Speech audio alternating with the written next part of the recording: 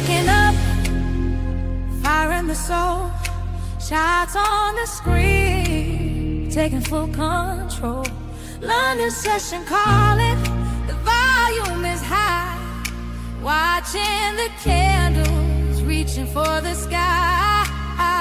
Strategy locked, no room for doubt. I know what the movement is all about. From the one-step plan to the two-step challenge. Finding that edge, keeping the balance, no distractions. Phone or silent mode, deciphering the market, cracking the code. Precision entry, the setup is clean. Living the life inside the machine. Patterns forming, packets called. Balance based drawdown, standing strong through it all. Risk defined, profit inside. Seacrest Markets guiding every step into the light. Seacrest Markets leading the way.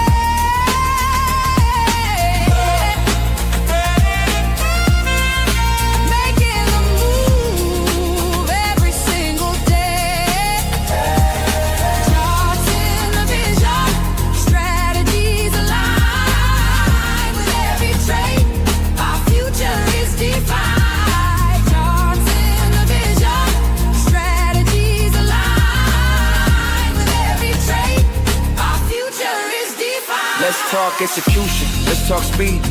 That crystal clarity is what we need. Some is action, just the price as I see it. If you dream of the top, then you gotta be it. Spreads are tight, the conditions are prime. Scaling up the ladder, one trade at a time.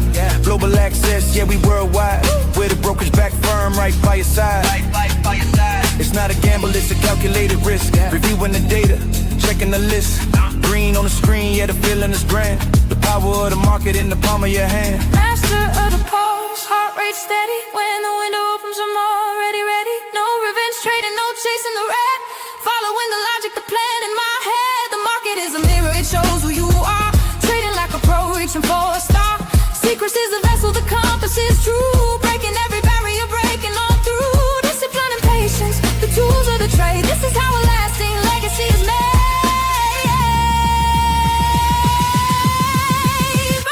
Chasing the sun from the east to the west. Put the strategy through the ultimate test. Sydney is waking while New York is sleeping. Watching the levels, the promise is keeping. Laptop open by the ocean shore. Every pip gained is an open door. No 9 to 5, no shackles, no change. Just the cold hard facts and the capital gains. From the rooftop bars to the quiet floor. Seacrest Markets gives you so much more. Patterns forming, markets call.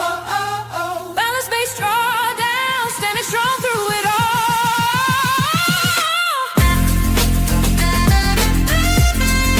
Seacrest Markets leading the way.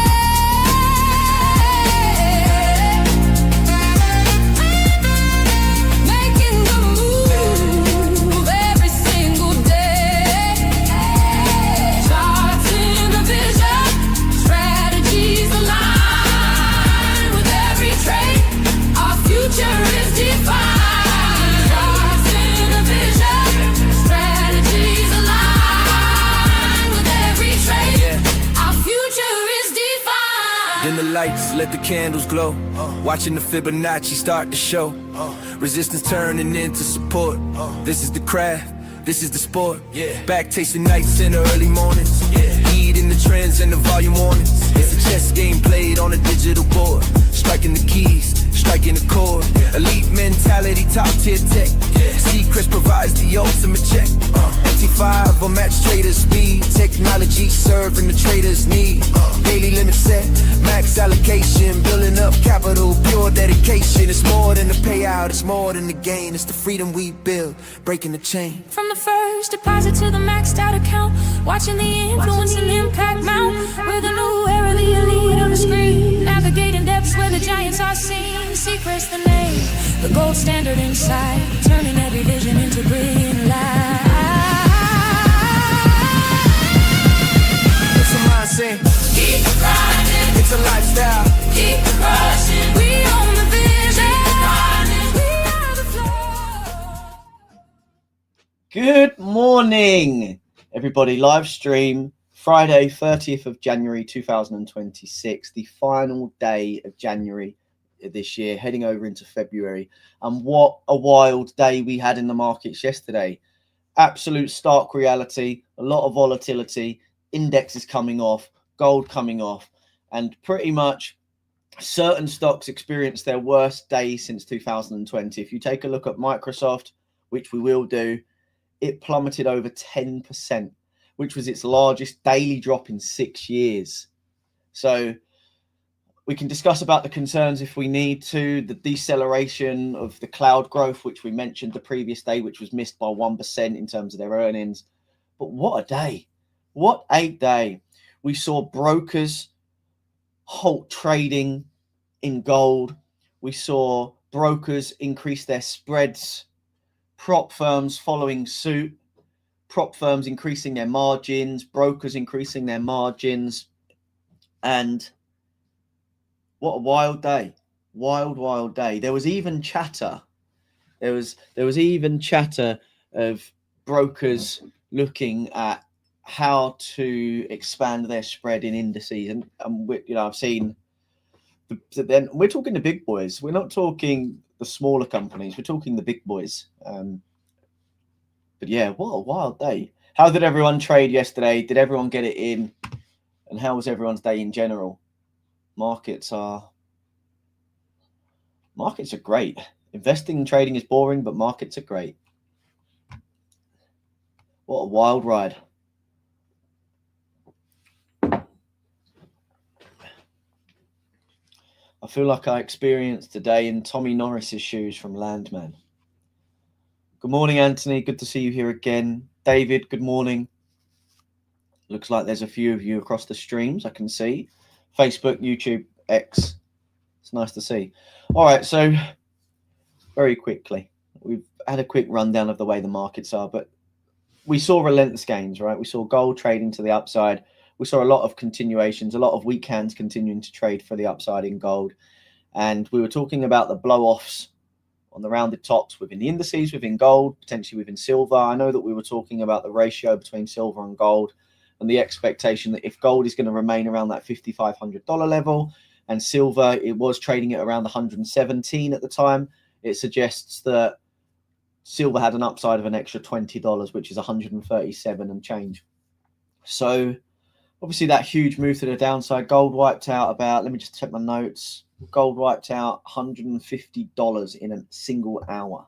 So traded down from the 56.25, the level that it was trading at, which was its peak, down to settle, which was around 55.35 yesterday.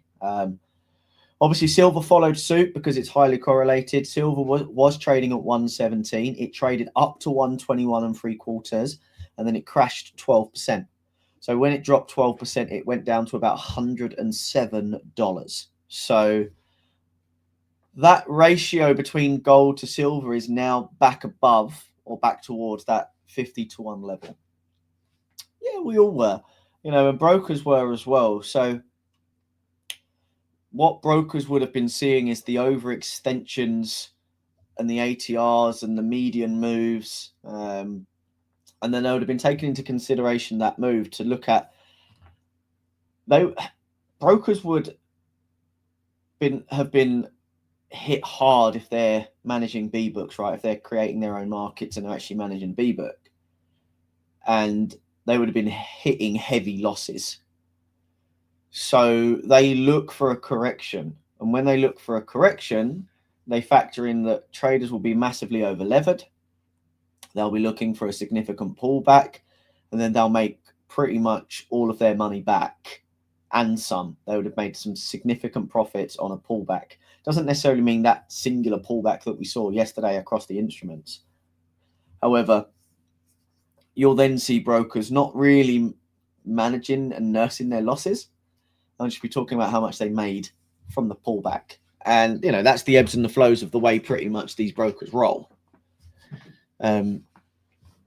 So everyone was looking for that day. However, up to that day, how many of you actually took full advantage of it? Indices coming off or indices going higher prior this move the last few days.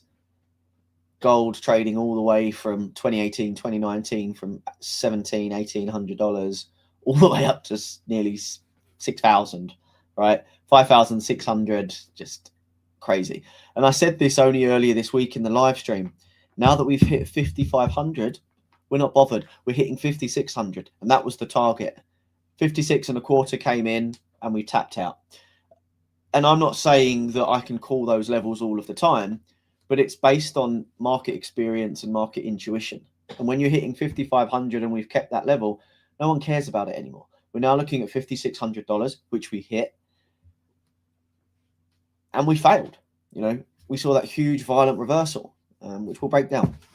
So again, anyone that's got any comments, any questions, any queries, any point of discussions that they want me to hit up on and focus on, of course, I'm here to do so. I'm going to be breaking down the S&P. I'm going to be looking at gold. I'll be looking at silver, and I'll take a look at the DXY. But first of all, like always, we'll take a look at the S&P. We can see on the chart in front of us that we had an absolutely aggressive pullback from those rollover highs at around 7,000. We're now trading down at 6,900 nearly, 69 and a fifth, give or take. And I think realistically, coming into the close of the weekend, we're going to see, we'll still see volume, but I think we'll just see intraday plays. No one really wants to be holding any risk going into the weekend, especially with the volatility that we're seeing, the geopolitical uncertainty, and the general consensus around the markets. And bearing in mind, we have the data out today that could really come in hot. And if it comes in hot, we're going to expect further reductions in the US 500, right? Which some of that data has already come out. Hence, we're seeing some moves to the downside, which of course we can look at. But the daily is currently trading on an inside bar from yesterday. Obviously, we've got that huge wick to contend with, which again, this doesn't look nice, does it? So, in fairness, we're cautiously yet optimistically bullish still, right? Doesn't mean we're just going to be buying these dips. We're not necessarily just going to be buying because it's lower in price. If you are long-term dollar cost averaging and you genuinely believe that 7,000, 8,000, 9,000, 10,000 is achievable with the weighting and the way the markets are now priced and with the foundations that we have, then the DCAing at $25, $50, $100 or sterling per calendar month, you know, for a couple of months isn't a bad thing. But that's not financial advice. It's more, I know how people DCA into these markets, and they'll be looking at this from a long-term perspective rather than let's wait for it to get lower, because they're not looking to get the best price or time the market correctly. It's just they're looking to be in the markets. So if we just zoom out, we know we've got this last point of demand, which is our absolute peak, which the wick came into yesterday, and we had that aggressive reaction. So there's always going to be volume at the extremes. There's always going to be realistically buyers coming in, unless they're pulling their orders because of some form of event that's come out, be it geo, macro. They will pull their orders when and where necessary. And that is why it's so good to have something like Bookmap. And it's interesting, I'm not endorsed by Bookmap. I'm not paid by Bookmap. I'm not affiliated to Bookmap. So maybe I should be. But for me saying it, it's purely for you to get the right tools to look at where resting liquidity is. Because if there is resting liquidity, you'll see that liquidity get pulled. Now, I'm not saying they're spoofing, but they'll pull that order and it may not get hit, which means that you were originally looking to get out or get in at a certain level, and it's now been pulled, which puts you in a position of, does this change my overall thesis or my overall analytical view? So you have to take that into consideration. And that is where, because of the Bookmap or whatever map you're looking at, or DOM, if you're looking at DOM or you're looking at Bookmap or you're looking at resting volume or you're looking at active volume, coming into the active volume part, you'll see whether those orders get hit and whether they actually fill. And then within those volume levels or volume bubbles, it will show you how many of X got filled, both on the long side and the short side. So coming back into the S&P on the demand side, yes, on the lower time frame, on the lowest time frames, we're going to be bearish, and it's going to be confirmed. but that's going to be front leg only. We're going to be bearish unconfirmed as we trade into the H4 into the H1. And as we look at it, we're bearish, but we're not confirmed or unconfirmed because we haven't taken any structure out to the left. So we're looking at it like, okay, we're just got to pull back. It's bearish. We're currently experiencing 2.5 days of bearish uncertainty because we had that round top at the top, which was that spinning top. As you can see, this doji candle at the top of here, which is here, we've got this bearish doji top, also known as a spinning top. And then, of course, we've had that retracement into the level. Now, trading into the 4-hour or trailing across into the 4-hour, we were short. We've discussed these shorts several times from up here. And we got confirmation on the lower time frame to get short. We targeted 7,000. We hit that. We created a round top. We rolled over. And it doesn't necessarily moon from here. But it doesn't necessarily mean we're actually shifting bearish. Well, I've said this time and time again. When we are transitioning to a bearish market or a transition from bullish to bearish, unless there is a catalyst or an event-driven market, which there isn't really one at the moment, it's a lot of uncertainty and lack of confidence in the overall direction because we're trading at all-time highs. Markets will tend to not V-reversal. They will create what you kind of call a camel's hump, like a double top. So you'll get a double top. People will get back into 7,000. They'll start longing again, but there's a lot of volume sitting up there because the 6-month, 9-month, 12-month outlook is potentially looking bleak. So there'll be a lot of orders sitting up there that will be looking to get actively short. And that is where the real transition starts. You know, we haven't had that yet. 7,000 is sitting up here. We didn't hit 7,000, excuse me, on this market. If we actually go across to the CME and the futures market, you'll see variances and divergences in price. And that, again, is why you need to look at a lot of sources. You can't just take in one feed. So we've had that rollover. I would expect realistically that this isn't the move done. I believe that we could trade higher back into this level at this moment in time. But if right side price action develops out differently, I'll call it. I'm not really here to mince my words.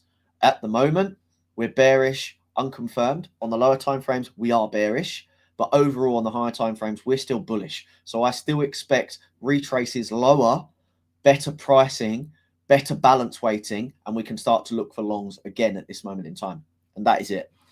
So as a trader, just kind of a caveat to that for those that are new into the world of the markets or just following along, don't be afraid to change your mind. Don't be so hell-bent or egotistical that you have to be right on your analysis all of the time. It's okay to be wrong, and it doesn't matter if you're right or you're wrong. All that actually matters in this game is that Q on Q, year on year, 5-year cycles, you are profitable every single year. Overall, you want to be profitable long term, right? So if you have net 3 years positive and 2 years you have negative, as long as you're net positive over that 5-year cycle on the 3 years that you were positive and your losing years aren't as bad as your winning years, net profitable is successful. Not every single year you're going to make money. Like in 2018, from a standing investment point, it wasn't the best year in stocks. Yes, the money was still present.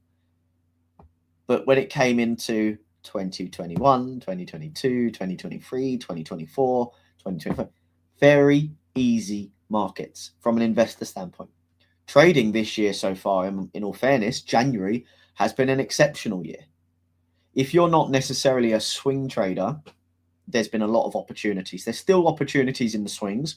Weak dollar, so you're longing risk, so long euro, long yen, long sterling. The indices have given us some great opportunities already. 2025, they gave us an exceptional move. But if you actually look across the board, indices, we read the analysis together. We've been hitting lives together. And you've seen the analysis that I've called continuously across multiple instruments. And the way these markets are trading, there's a lot of opportunities. You just need to identify where that opportunity is and your edge in order to exploit that move or the moves, okay? So at the moment, right, coming back into the charts, we're definitely seeing a deeper risk-off adjustment. We're seeing Bitcoin trading lower. We're seeing indices trading lower. The indices we can fault to look at Mag 7s, look at the actual equities and the constituents inside those specific indices. And depending on how the indices are weighted, that way it will give you a better perspective. And it's always good to have, that's why it's good in my opinion to have multiple screens. Because people always say, I only need my phone. No, you only need your laptop. Not really. It's best to have multiple monitors. And if you can't afford them, or you don't have the ability due to your job or your career because you're always away from your screens when the markets are open because of work, I understand it. That's not a dig. But if possible, it is better to have multiple screens so that you can keep an eye. If you're trading indices, you can keep an eye, for example, depending on what indice, the Mag 7, or the biggest weighted companies in the particular indices, or in that particular index, or the constituents in a particular index. Yes, statistically, the majority of people trade off their phone. I think I've traded off of my phone less than, just say less than 10%, right? It's not mathematically correct. It's probably lesser, but 90% of the time I'm on my screens. When it comes to my phone, I will only ever check my phone if I'm away from my screens and I'm in a position and I've had to go somewhere, I've had to do something. There are a lot of people that say, well, I know my levels, I know my lot sizes, I know my contract sizes, and I can just hit a level when I'm out and I can go and enjoy my day. That works for them. It might work for them. Exactly. So there is a difference in what Anthony has just said, and this is actually quite key. If all of your analysis is done on your monitors, on your screens, you can go and execute on your phone, and that's why it will work. And that's why I briefly mentioned it, funny enough, just before Anthony kind of touched upon it. Most people will hit all of their analysis before markets go. They know what they're looking for. When it comes into the level, they'll get an alert, and then they can just look at the next pieces of price action before they need to hit that trade. So the execution part doesn't matter whether you're necessarily hitting it on your phone or your computers, with the exception of the following: Wi-Fi, 3G, 4G, 5G. You have to bear in mind, even with meta quotes, right, MT4, MT5, you will have latency on execution, the execution lag. So you get a ping latency, which you see on your MT4, MT5 every day, which is only latency between the ping between the connection of the server and your desktop or your phone, for example, or device. We'll keep it really, really elastic here. When you execute, that should be your execution latency. So let's say it says 225 milliseconds, 10 milliseconds. That's your proximity from connection to server to device. When on MT4, MT5, when you hit the trade, it doesn't necessarily immediately execute, right? It may actually take time to execute that trade. It will just keep trying to execute in the back end. Now, depending on the broker's bridge or the broker's server, it will keep trying to ping it, and it will try to fill it at the best price, and it will try to do it until it's killed, right, or filled. And you may not necessarily see that, which you don't. So it might look like it's a lag on your side because it's going to be your connection. And if you're executing off 4G, 5G, 99.9% of the time, your orders, if there's a problem, won't be filled, not because of the broker's servers, not because of the prices, not because of the instruments, because of your connection, right? And that is why, when it comes to this game, 90+% of my time, I'm at my screens. That's my job. That's my career. That's my focus. Because I've always been at my screens and I've come from that realm, I've never wanted to adapt to trading on my phone. But statistically, the majority of people trade on their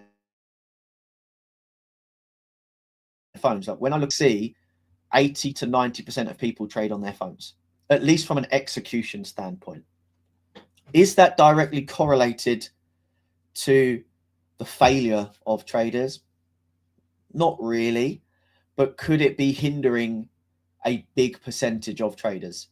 Yes. because there are a lot of people that don't really have the right edge, methodology, mindset, structure, professionalism to do it the right way, whether that be analyzing all on screens, then executing individually on your phone. Most people will also use their phones or devices for analyzing too. Absolutely a hindrance. Mac based MetaTrader works. Oh, it is terrible. Correct. That is also a consideration. If you're executing off of an iOS Mac based system, certain platforms are just not designed for it. There are these web-based platforms now, but these web-based platforms, again, it's web-based, it's internet-based. So your executions, it's your internet, not yours, but it's your internet connection that's going to be causing the issue when you go to get filled on, I don't know, DXTrade, MaxTrade, and you know, anything that's using a web-based server primarily. Best friend in data, and you don't get enough of it from a 6-inch screen. No one gets enough from a 6-inch. Sorry, it's far too early for this toilet humour, so I apologise. Or this potty mouth. Seacrest Markets is yeah, that's a good song, isn't it, David? I don't know who come up with the creativity on the lyrics. As you can see, obviously we've got that wick rejection on the 4 hour. So let's trade down into the 60-minute hour and we can actually see what's going on. So I know that we got shorts from here. I'm not going to keep blowing my trumpet and I'm not going to keep telling you. And I can know that you can see the example of the idea based on the pattern that we were discussing at that particular time and the confluences that you'd potentially use to get in. Now, taking everything else into consideration, supply in control. Obviously, we've taken out this to the left. Is supply truly in control? Factoring in, we've got levels of resistance at 7,000. We've got that psychological big round number up there as well. Price has traded back in. We've got the extreme of the demand based on the move that caused these demands to the left to fail. We've pushed down. We've reacted into that 68.80 level, which is also the extreme of that previous move, which we can clean up. Let's have a look. Boop.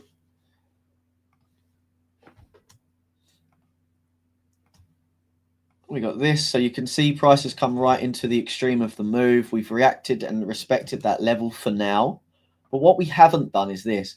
So if you look at the front leg from that move down, now that is an expansive move, very voracious, very voracious. So huge, two bearish engulfing Marabuso candles, traded to the downside. No reaction to that area of demand, which again was weak. Why was it weak? Because it failed to take out the high to the left. We now are in a scenario where we're either going to be coming in to test this and creating a range, or this low is going to be weak, which if we move into a range anyway, that low and this high is going to be weak. And we can trade like we always do from the extremes of the range. And we can scale in the middle, but like I said, I don't like to trade in the middle, diddle in the middle, as Ned Flanders would say.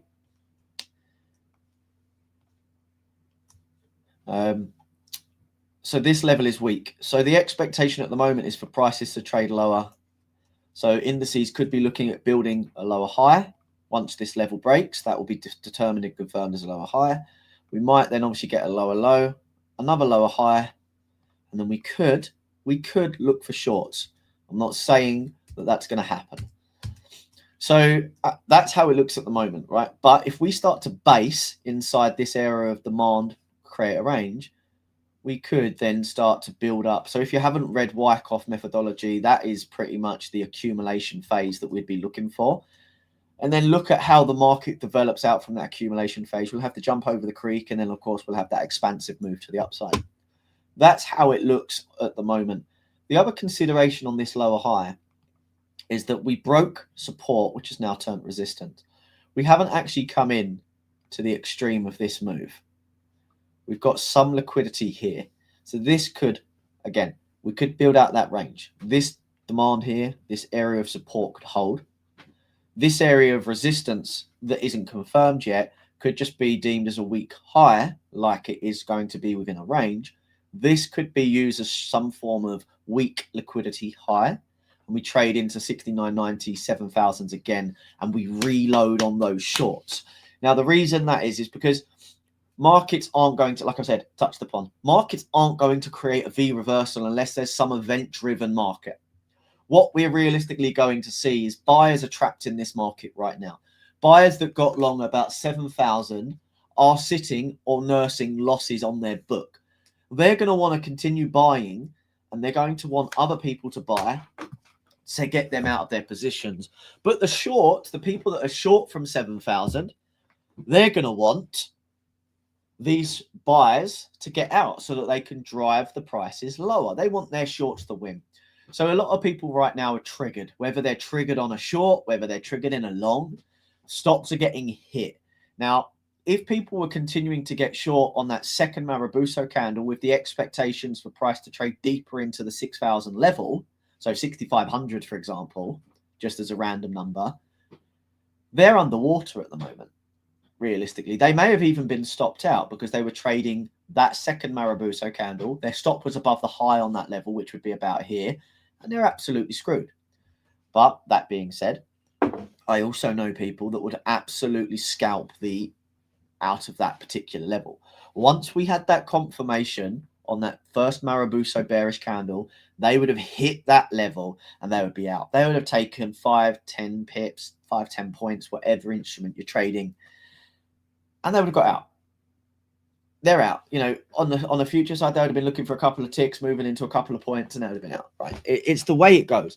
So there's a lot of opportunity inside these legs, and you either need to be very aggressive to trade them, or you need to be very passive and patient and allow these moves to play out on a swing perspective.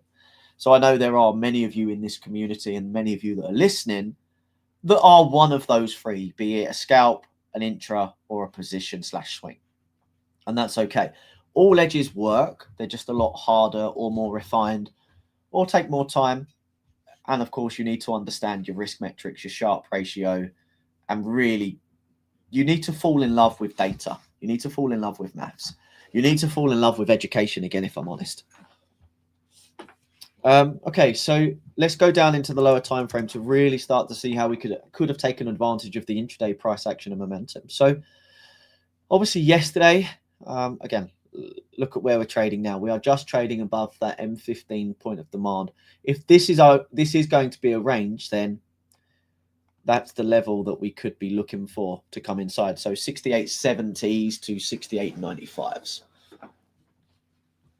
Oh man, Secret Lab chairs. I nearly said Seacrest chairs. Secret Lab chairs. I've had this for years. They're so uncomfortable. There's just no forgiveness in the leather. Everyone talks about how great they are. And don't get me wrong, I really love Secret Labs. I love them. And I know you've got the Herman Millers as well, but I've never found a chair that is absolutely ergonomic for the body. Seacrest chairs, maybe they need to be next. Not. No one's got time to be running an upholstery company. So yeah, coming into 68.90s is potentially an area that we could have got long from, or get long from if the right side price action develops. Yesterday, let's look at, what am I on? I'm on UTC -5. All right, so that's fine. We can look at that. So 9:30 market open, you would have had to be short pre-market, okay? You have to get short pre-market. 15 minutes already showing the picture, and we'll break it down even more on the lower time frames. But you've got your break of your last point of demand from this high that respected this supply to the right. We have that failure. We have supply taking control. Now, bearing in mind, supply is already in control from the left. We're just adding to that confluence that supply is in control. So now we're like, okay, happy for this. Demand has now failed. We've realigned with the supply high time frame that's in control, or the mid time frames that are in control. We can now look to get short. So this is confirmed. So for me, you know, I'd be looking to get short on this candle, 69.85, spot 8.1, or this candle. So it's hindsight now, so I can't even tell you. But knowing that this structure's broken, it's going to be this one. So let me just take this one, because I'll then sit in drawdown and you guys won't care and think I'm just cherry picking. Stops would have realistically been above somewhere here. Right now it's hindsight, so we'll just chuck them here. Your 1-to-1 is about here. Oh, about here actually, sorry. Your 1 to 1.5 is about here. Your 2, and then your 3s and your 4s. So, I mean, if, what are you trading? 1-to-1s, 1-to-2s, 1-to-3s. Sorry, 1-to-1, 1 to 1.5, 1-to-2, 1-to-3, 1-to-4, 1-to-5. What do you want? 1-to-2 daily, 1 to 1.5 daily, 1-to-1, higher strike rate, decent sharp ratio, you're in the money. But 1.5, there is that availability most days. You don't need to be in every trade. You can take some losses. You can take some break evens. So that was your biggest trade during New York yesterday. What time is this? 10:30. Okay. So after 10:30, you would have been looking to the left on the 15-minute. I can already see structure, but let's just go down from the M5 because I know you guys and girls trade M5. If I say guys, it's going to be expansive, by the way. It's going to be both guys and girls. That's it. I'm not going to keep correcting myself to guys, girls, they, them, he, she, is. It's just a generic statement. I'm not here to offend anyone, but guys will cover the expansive range, and I hope that's acceptable. If it's not, please drop me a DM. We don't need to discuss it in person. So we've had the failure. We've had back in. If you're looking for the M5, then you would have actually waited. So let me show you this.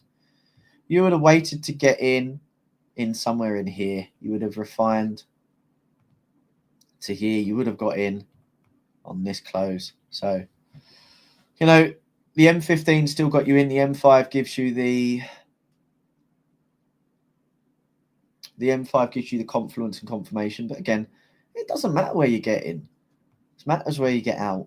As long as you manage your trade, as long as you've got a good risk reward, as long as you understand probabilities, and as long as you understand your metrics, it does not matter whether you get in there or there or there or somewhere in here. As long as you understand your edge.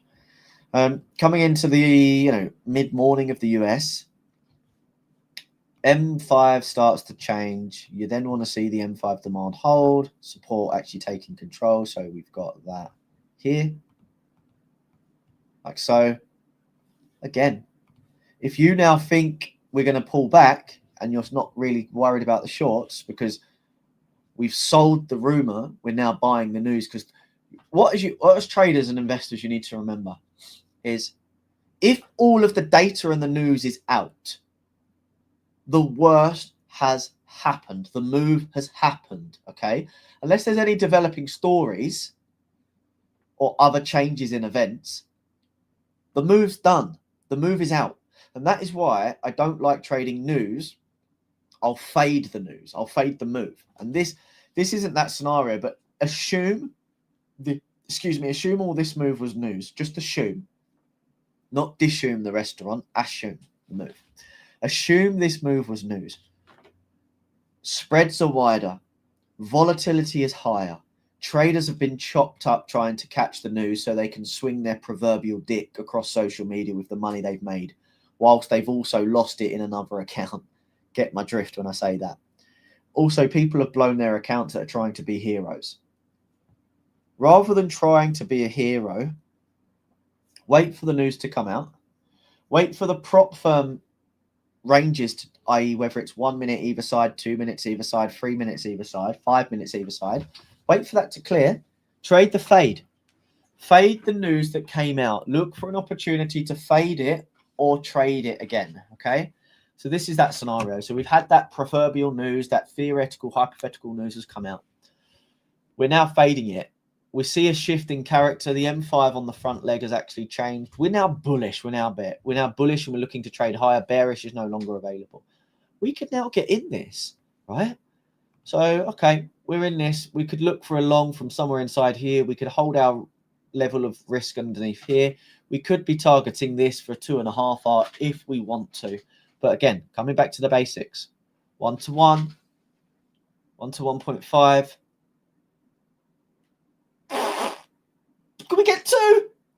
Yeah. If the spread's there, 2's there. Okay. So I've just shown you a 1-to-1, a 1-to-1.5, and a 1-to-2. There's 2 trades in this session. All right. I don't really know what else to say. Demand took control. You're not going to be shorting from here unless you're just shorting a pullback with the expectation for it to trade. But where are your confluences? All right. So I'm going to leave that there for 1-to-2. If you're feeling risky, you've made a lot of money on the move to the downside, you've made a lot of money, or you're in a trade to the upside, we've got supply is failing, demand is still in control. So in theory, if demand is still in control, can we scale in? Yes, we can. So we're not necessarily going to trade in off the back of this one because it's only swept. We want to see confirmed breaks above. Now we've got a confirmed break above. Price revisit. It is a bit flat. Sorry, I've got lots of calls coming in from my accountant. It is a bit flat, but we have the breaks. So in theory, we're scaling into a position. We could get in. We put our risk below here. Could we get a 1-to-1? Yes. Can we get a 1-to-1.5? Yes. Which, if we're just going to be targeting 1 and 1.5, 1-1, we're done. We're out of the move. There's not 1.2 available. You can see we got a 1-to-2 on the other trade. If our stop was tighter, we don't care. We don't want a tight stop. But if our stop was tighter, there is a 1-to-2. But let's disregard a 1-to-2 with a tight stop. So there's a 1-to-1 and a 1-to-1.5, both on the original trade and on the scaling. So you have just made 2 to 3 R on those 2 longs and on the prior day, on the prior move short as well. So you've made minimum 3 R if you took those 3 trades. You've made 4.5 R if you took all 3 trades with 1-to-1.5. And if you took any more, up to you. Otherwise, you've made 4R on 2 trades and you're potentially not going to see it in your second trade and you'll maybe take a break even. So you've made maybe 4R, maybe 5R if you closed out with a trailing stop on that last trade. There's lots of if, buts, and maybes. But if we're looking at the hard data and you took those trades, the minimum R you would have taken is 3R if you took all 3 trades. Now, of course, you have to factor in you've taken more trades, which means you've executed more positions, which means you, depending on the contract or lot sizes, you've had more commissions traded, deducted. You've had to factor in more spread. And again, that's going to add up. So you need to factor that into your risk reward and your actual profitability and strike rate. Because the more trades you take, the more commissions and spreads you pay, which means the more deductibles per trade, which means more risk, right? More cost and opportunity risk. But like everything, if you know your edge, you know your methodology, the more, in layman's terms, let's talk oil because we love the landman. The more rigs you drill, the more oil you'll hit. And that's the opportunity. But equally, the more rigs you drill, the more opportunity cost and the more risk you expose yourself to, the more losses you expose yourself to. So this isn't a one-sided game. You have to understand the risk to reward. You can understand the risk of failure, the risk of losing money as well. So just bear that in mind, that when you put yourself in a trade, you can lose. And you will lose trades, okay? All right. I mean, coming into the end of day, I'm out. I'm not even looking at trades. So we'll come into Asia just so that we can cover for those traders that trade the APAC session. If we think we've reached that move and now markets are shifting back bearish in Asia and we're going to look for the carry move into the shorts, we're going to be looking to get short, right? So we've had a sweep of this. We've then had a change of character. Demand has failed. We get supply confirmed. We could, in theory, look for shorts in Asia. Very efficient price action. And this is where we see market efficiency.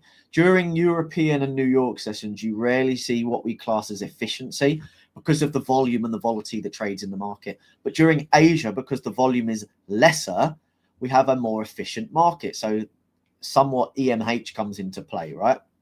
So from here, we could look at getting short in Asia. I'd like to have a bigger stop in Asia because we've got bigger spreads, because volumes are thinner. So maybe we keep our stops higher. We'll just run it at that for now. You know, can I get a 1-to-1? Yes. Can I get a 1-to-1.5? Yes. Can I get a 1-to-2? Yes. No, I can't. Sorry, my bad. Can I get a 1-to-2? No, I don't think so. Let me just wrap this over here. Yeah, okay. So you can get a 1-to-2, but let's face it, with spreads, you may not want to. Now, of course, I'm just going to quickly switch across to London so we can see where London session opens. So London session, Frankfurt European session opens here. London session then opens here. We're starting to see a shift. Now, is that because we're getting a change of character? I don't know. You know, we haven't taken the low, but we have taken the high. So we've got the high gone.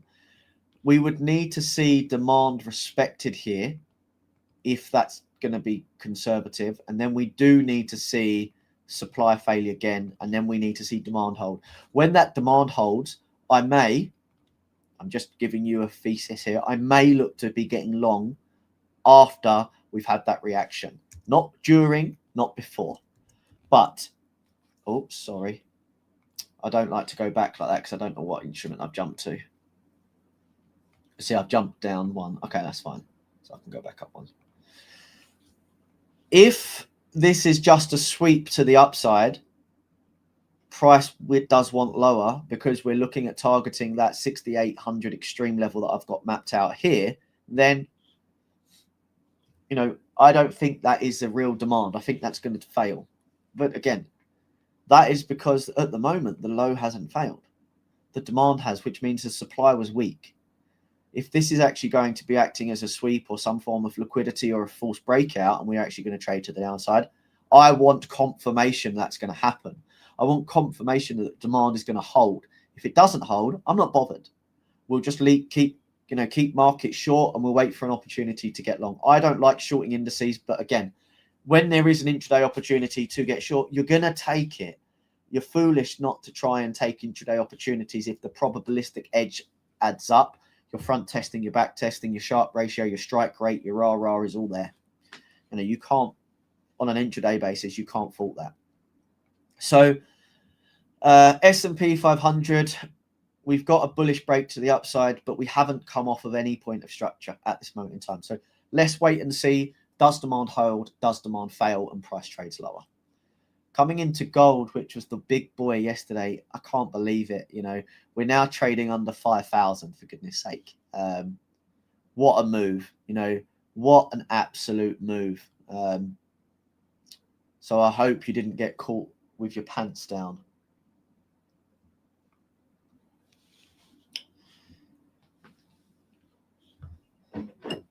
So many people watching.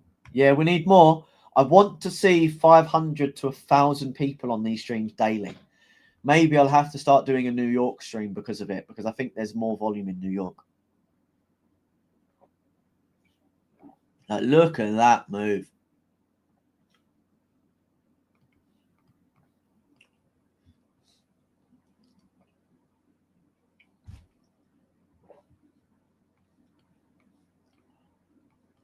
Wow.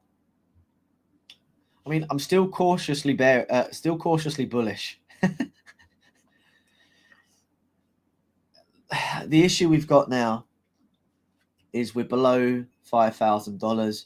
5,100 was that support level. Well, at the moment, that's short-lived.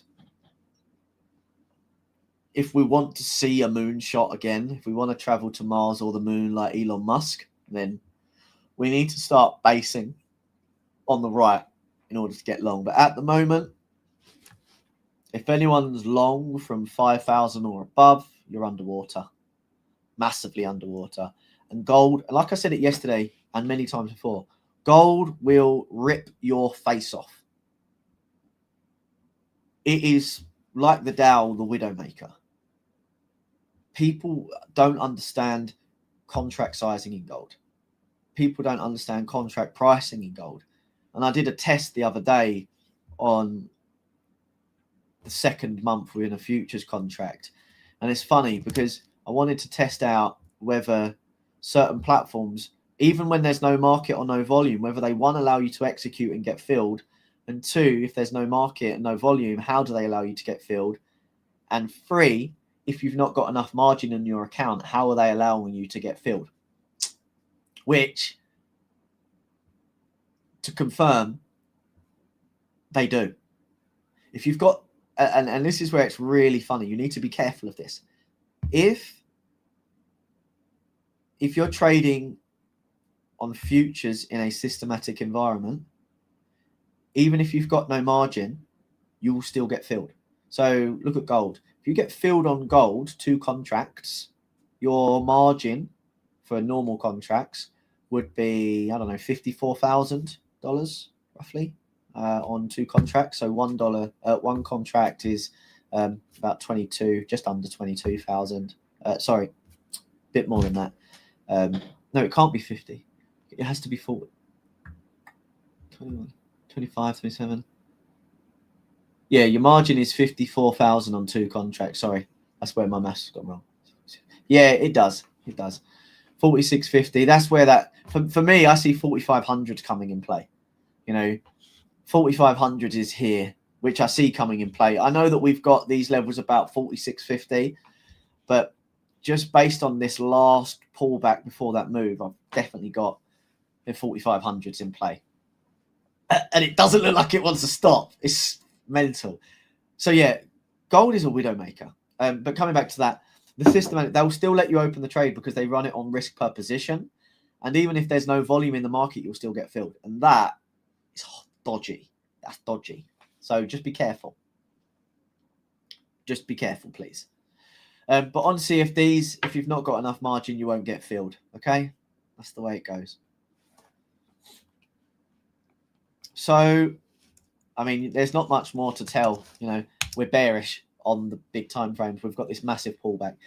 On the lower time frames, as we drift into the 60-minute, you can see we didn't really get that break on mid time frames. It's on the lower time frames. We can see that.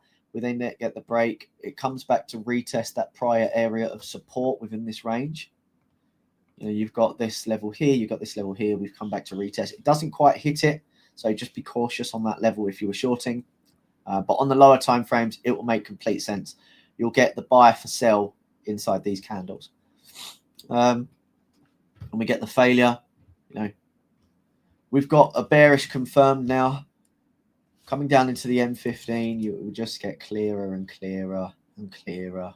You know, as you can tell, demand failed, supply respected. If I wasn't in meetings, I would have added to my shorts.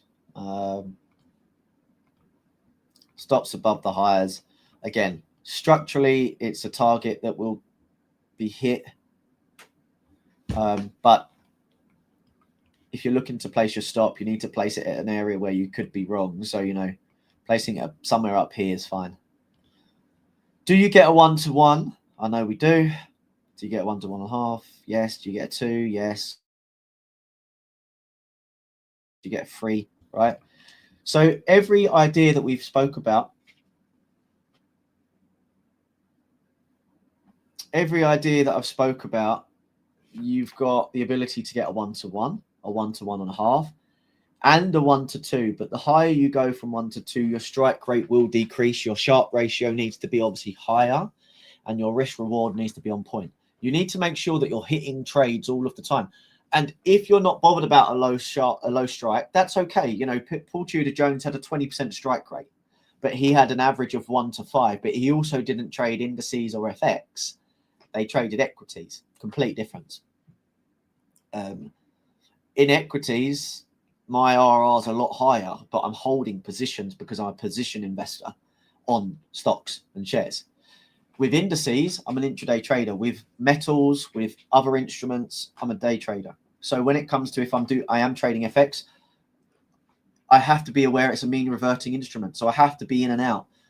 But if you're trading a 1 to 5s, 1 to 10s, you need to be very careful. And they're available. There's no doubt about it. I've seen it. I've done it. I've hit 1 to 10s. I've hit 1 to 20s. I've hit 1 to 15s and everything else in between. I've hit higher. And I've hit lower. You know, I've hit 1 to 1s. So whatever works for you. Well, Anthony, I hope it was worth it.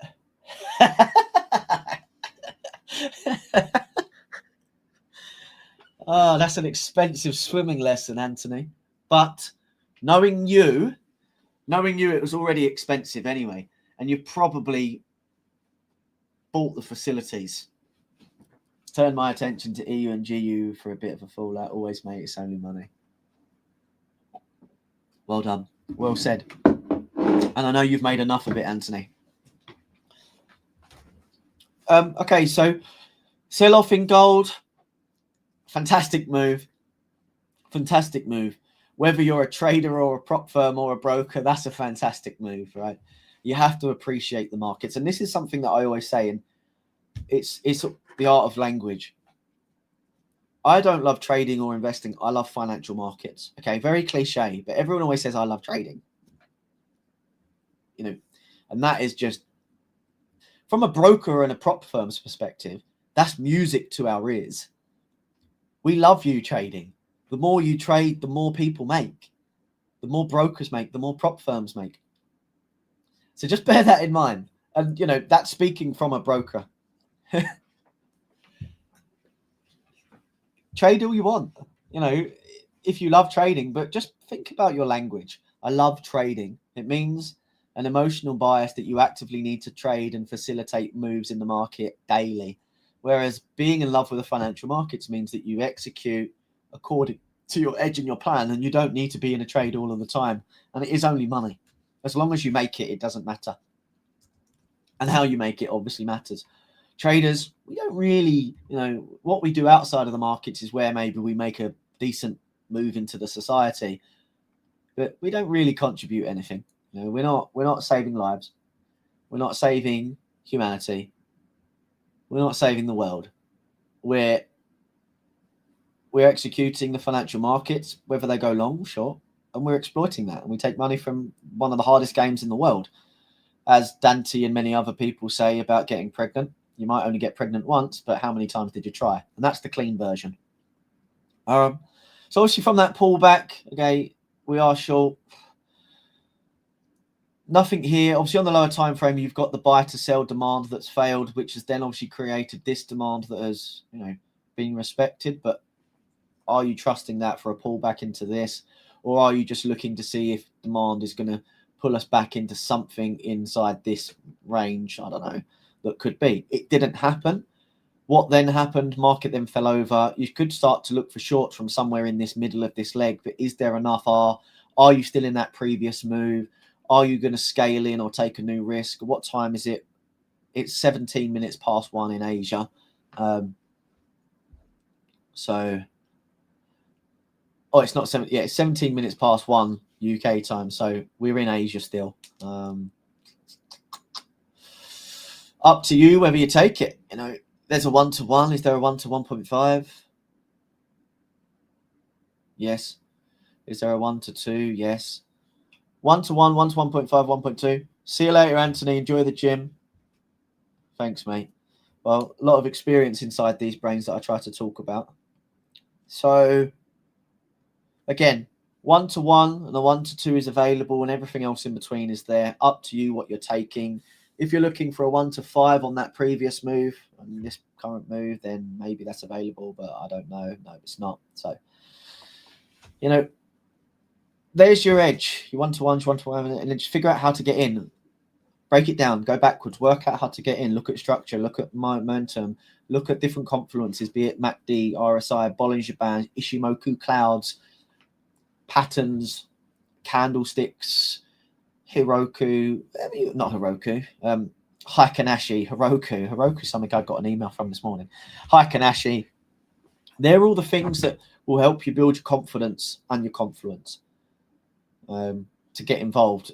analysis is easy. The execution is hard. Holding the trade is harder. Getting out is even harder. And actually sticking to the edge and the risk reward and continuing through a drawdown phase. But there has been plenty of times I've helped traders get out from 9 to 9.5% drawdown back to break even and go on to pass the challenges. I haven't done that for people. I've helped people with their edges, their mindset, and how they do that. And I've got plenty of friends that have done the same thing. And it's an art. And it's very difficult to do, but it can be done. And sometimes people look at it from an opportunity cost. I'm at 9% drawdown. I'm at 9.5% drawdown of my total account balance. Is it worth me doing this from a time versus opportunity perspective, or do I just go and buy another challenge and try and fix that once another day? Or do I just buy a new one and just start again from zero, basically from break even? But you take a loss on that existing account. There's some things you need to consider. You know, if it's a personal account, I don't know what you'll do. Realistically, you're either going to do the same thing and build it back up, or you're going to deposit more money into the broker and then scale it that way if you believe in yourself. Alternatively, you're just going to keep trading it in deeper drawdown. On a broker, you can do that. On a prop firm, you've got 1 to 0.5% to do that if you've got that margin left. So there's no right or wrong answer. I've seen people do anything they want. You know, I've helped people, like I said, to get from that really deep drawdown into break even, into profit. And I've seen other people go, screw it, I'm just going to buy another challenge, and I'll add this one to the copier, and I'll try and help myself out. You know, there's no right or wrong answer. So outlook on gold. I mean, I've touched upon it briefly during this call. You know, 4,500 is open. 4,500s, maybe even 4,200s is open. The extremes of this move. It's not unbeknown to see such a deep pullback. Is anyone long? Is anyone short?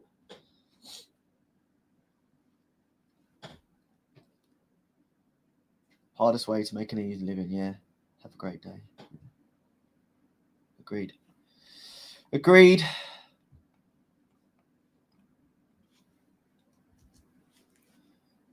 Markets aren't like physics. Financial markets aren't like physics.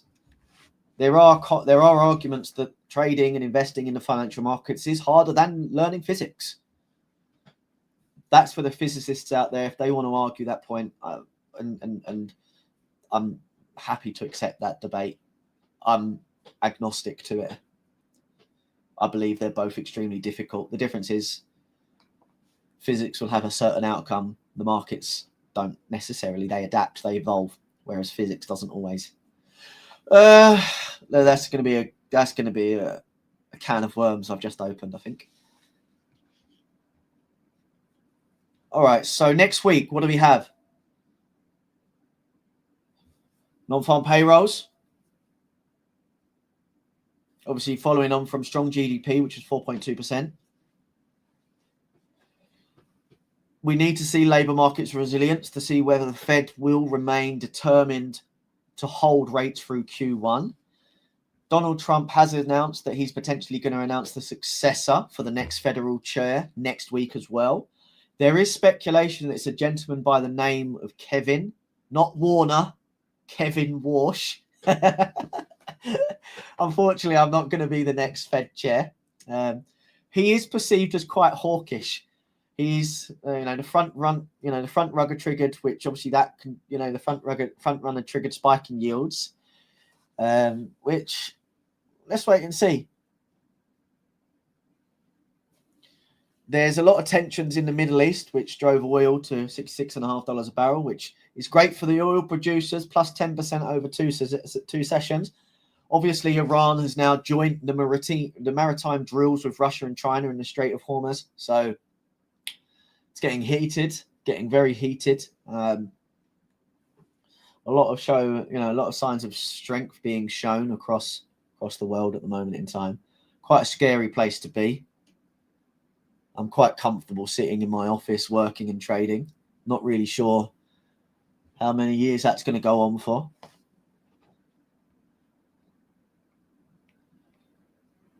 Should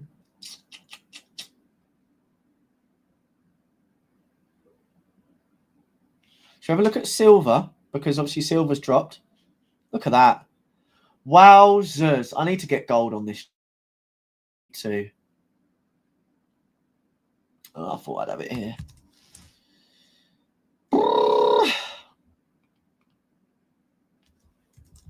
Oh, sorry, chaps. I'll just chuck this one on. Wait, why'd you do that?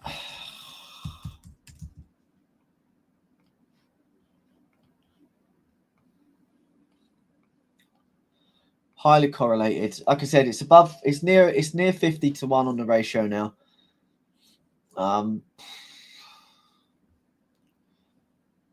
If I was to get, I don't know. Let me go back to silver quickly, 1 second. Just to come out to the weekly. I mean, this is horrible. You need to be very, very cognizant of this. Like that move is expansive.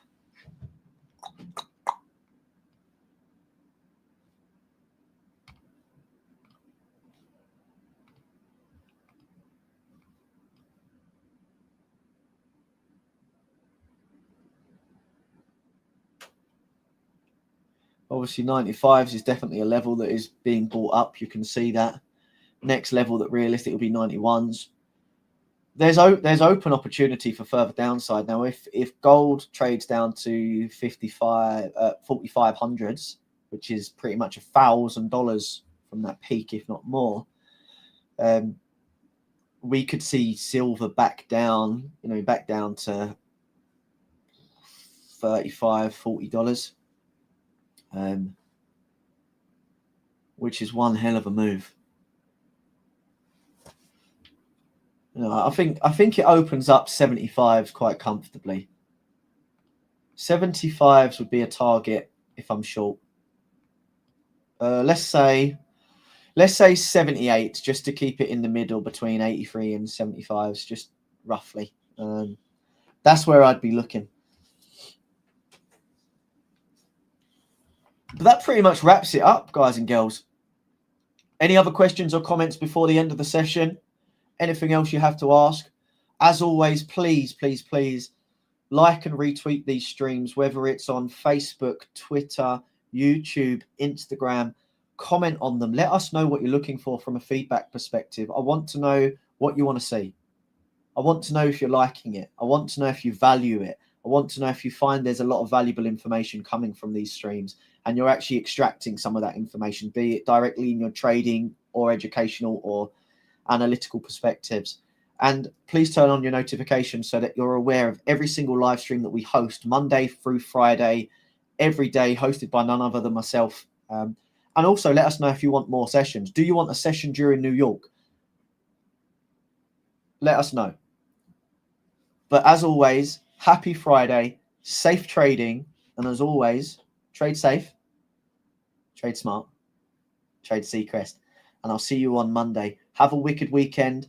Go out, spend your time with your friends and your family and your loved ones, and enjoy your time away from the screens, and I'll see you on Monday. Patterns emerging, psychology's key. Discipline strong, no greed in the spree.